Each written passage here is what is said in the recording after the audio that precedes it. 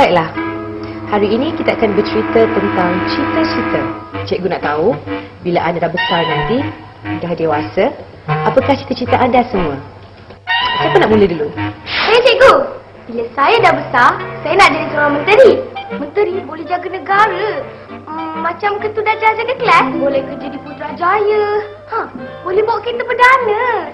Saya rasa kan dalam banyak-banyak pekerjaan di Malaysia, jadi menteri yang paling best. Bagus tu. Siapa yang seterusnya? Saya cikgu. Cita-cita saya adalah untuk jadi yang berhormat. Macam ayah saya. Yang berhormat kerja di parlimen. Dan buat undang-undang untuk semua rakyat Malaysia.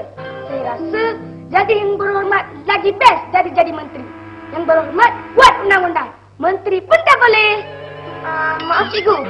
Saya rasa Rabi salah. Menteri lagi berkuasa daripada ahli parlimen. Cikgu, saya rasa yang paling berkuasa ialah hakim. Hakim duduk di mahkamah. Dan semua orang mesti hormat pada dia. Hakim boleh jatuh hukuman dan semua orang mesti ikut. Saya pernah tengok seorang. Dia pergi mahkamah dan dia tunduk hormat kepada hakim. Sebab tu saya nak jadi hakim. Maaf cikgu, saya rasa saya memang salah. Menteri lagi berkuasa daripada hakim. Tak cikgu, yang paling penting sekali ialah yang berhormat. Panggilan dia pun yang berhormat. Maknanya semua kena hormat. Yang berhormat macam ayah saya. Buat undang-undang dan semua kena ikut. Cikgu, saya rasa hakim yang paling berkuasa. Kalau menteri atau ahli parlimen buat salah, hakim boleh hukum mereka. Orang-orang salah, menteri lagi berkuasa daripada ahli parlimen dengan hakim. Yang berhormat lagi. Hakim! Yang berhormat. Sebenarnya, ketiga-tiga badan perlembagaan, eksekutif, perundangan dan kehakiman mempunyai kuasa dan tanggungjawab mereka sendiri. Mereka semua mempunyai peranan masing-masing di bawah perlembagaan persekutuan. Cikgu, bila saya dah besar, saya nak jadi Niko Devi.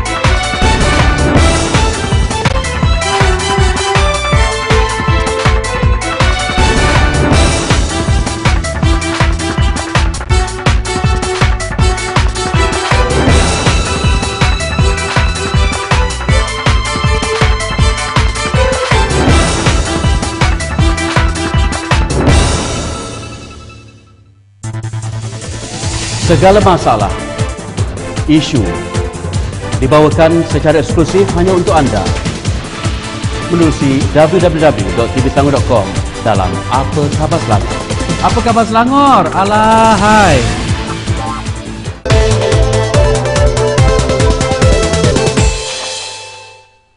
Okey, alhamdulillah, syukur kita dah bertemu kembali. Terima kasih kepada anda yang terus bersiaran bersama kami menerusi webcast www.tvselangor.com. Hari ini kita bawakan kepada anda berita gembira kerana kita sudah pun mempunyai edimat.com, iaitu satu daripada domain utama laman sesawang yang menyediakan ruang dan peluang untuk anda terlibat sebagai seorang peniaga ataupun usahawan di internet dengan tema ataupun tagline yang cukup menarik. Komuniti usahawan online dan offline di Malaysia. Okey, kenapa agaknya memilih tagline seperti ini, Syam? Okey, sebenarnya di dalam bidang perniagaan ataupun usahawan, kita perlu bergabung sesama kita.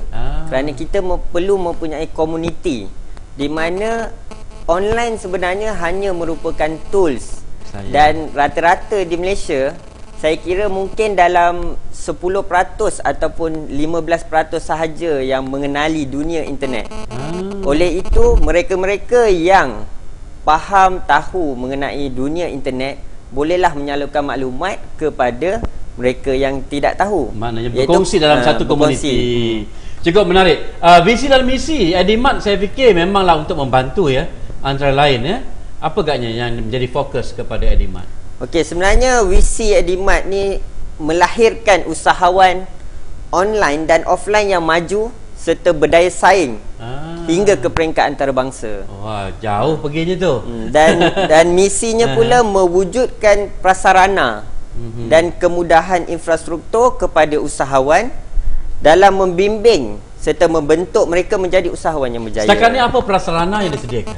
Okey, prasarana yang kami sediakan adalah pertama dalam bentuk kemudahan menyediakan pelbagai produk yang boleh mereka jual melalui internet, dan kami juga menyediakan bengkel melatih mereka yang berminat untuk berniaga di internet. Dan buta IT juga mungkin boleh ya? Boleh. Memang sudah terbukti ada salah seorang daripada pengedar sendiri telah mendapat pendapatan melalui internet. Okey, ramai juga bertanya nak memulakan perniagaan di internet ni.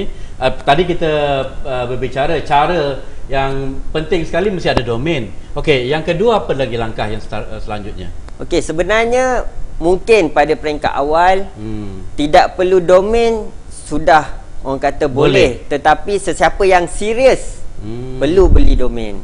Sekarang agaknya anggaran harga berapa domain ya? Domain dan web hosting kurang daripada RM100. Murah. Setahun. Setahun. Sewanya ya? Sewanya. Alhamdulillah, mana mampulah kita miliki. Okey, ada lagi agaknya cara-cara lagi untuk meningkatkan lagi perniagaan di internet ni? Okey, kemudian nak memulakannya. Okey, kemudian ada juga di antara kita nak memulakan perniagaan, kita pun mula cari produk yang boleh dipasarkan dan mungkin ramai di antara anda semua mempunyai Facebook. Betul. Jadi ramai di antara mereka download gambar, masukkan kat Facebook dan letakkan harga di situ. Siapa nak beli, hubungi saya. Jadi mereka membuat urus niaga jual beli hanya melalui Facebook. Itu pada dia satu daripada caranya lah ya. Salah satu daripada. Baik, sekarang kita fokuskan kepada edimat.com. Edimat.com yang dibangunkan oleh saudara Syam ya, sebagai pengasasnya, dan ianya saya fikir memberi ruang dan peluang kepada anda di luar sana untuk terlibat sama.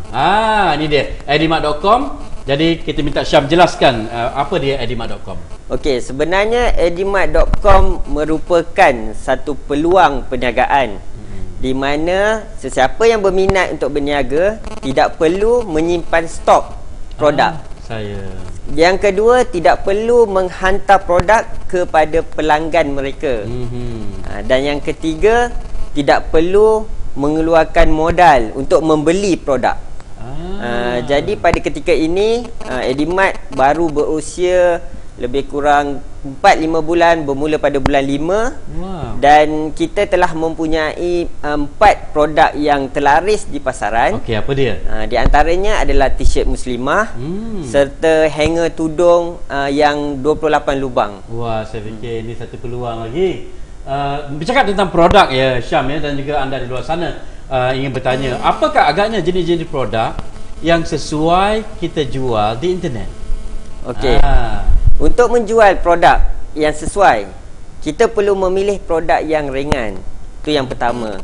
Supaya kos penghantaran, kos pos murah. Okey, yang kedua, kita juga perlu memilih produk yang tidak mudah pecah. Itu pun salah satu daripada kriterianya. Okey, ada lagi Syam? Okey, dan kita juga boleh menjual produk-produk yang mana selalu diguna pakai oleh masyarakat.